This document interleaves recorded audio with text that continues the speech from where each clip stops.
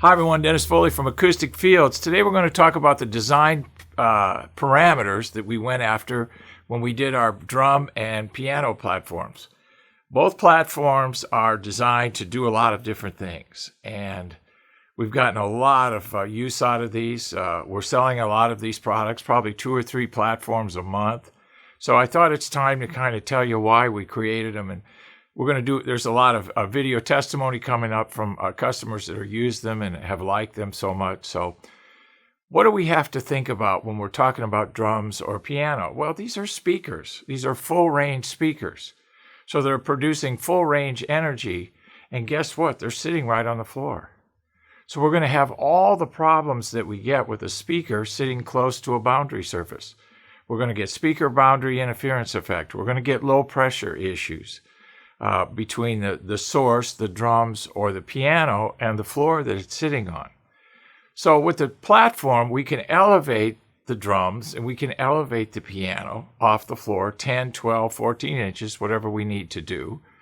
And then that smooths out response immediately by getting it away from the surface. And then secondly, our carbon technology is built into the platform. So we can absorb 30 to 50 cycles depending on what we're trying to do. Maybe we're going after a kick drum. Maybe we're going after some of the lower frequencies with toms. So then we could, use a different platform. But we usually use our ACDA-10 technology, which is the broadband technology. And that is what's in that's what's in the drum and the piano platform. So we get a nice 30 to 200 cycle absorption curve, nice and smooth throughout. It's about 25, 27% through each octave band. So you get a nice balanced linear absorption. And you also reduce the vibration transmission from the instrument to the floor. Sometimes drums and pianos can produce so much energy that they actually excite the floor and get it moving too. So now you got piano sound, you got drum sound, you got floor sound. You got all these extraneous things that you really don't want in the situation. So gets it elevated off the floor, smooths out the response, reduces the vibration transmission from the piano or the drums to the floor, and of course does one really important thing, and that's provide rates and levels of absorption as close to the source as we can get it. And that's the most powerful way to do it. Get it before it gets out into the room and becomes the domain of the room. So absorb as much energy as we can close to the source.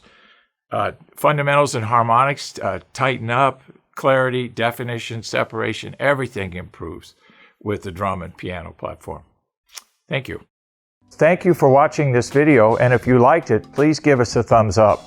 We also have a newsletter that you can subscribe to, so please do that because we offer special price discounts to only those on our newsletter.